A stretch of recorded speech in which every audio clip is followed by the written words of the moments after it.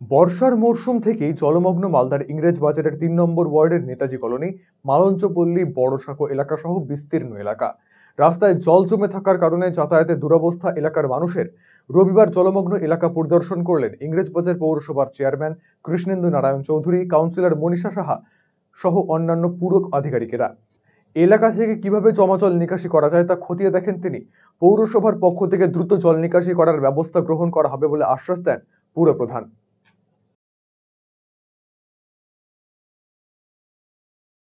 Logging হচ্ছে heavy rain জন্য আমরা একটা ড্রেন বানাচ্ছি, যে ড্রেনটা ওই ব্রিজের পাশ মানে এনএইচের পাশ দিয়ে চলে যাচ্ছে, গিয়ে একদম ওখানে স্লাজ পয়েন্ট হবে, স্লাজ পয়েন্ট থেকে মহানন্দা নদী চলে যাবে। এটা অলরেডি আমাদের একটা স্যাংশন হয়েছে এবং চলে এসছে, ইরিগেশন এনওসিও দিয়ে দিচ্ছে ড্রেন করার জন্য। কিন্তু দুর্গাপূজা বলে কাটাকাটি করলে অসুবিধা আছে, যে অপেক্ষা করছে।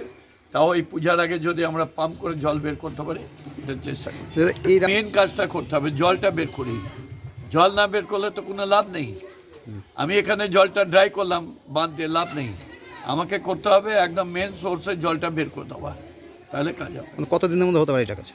এটা পূজার আগে হয়ে যাওয়ার কথা, কিন্তু যেহেতু দুর্গাপূজা কাটাকাটি করলে অনেকের অনেক প্রবলেম হচ্ছে, পূজার পরই করবো আমরা। डिजिटल इंडिया सेल शुरू हो चुका है। इंस्टेंट डिस्काउंट, सबसे कम दाम, पाए नो कॉस्ट EMI, बेहतरीन आफ्टर सेल सर्विस और बेमिसाल एक्सचेंज वैल्यू। आज ही रिलायंस डिजिटल आइए।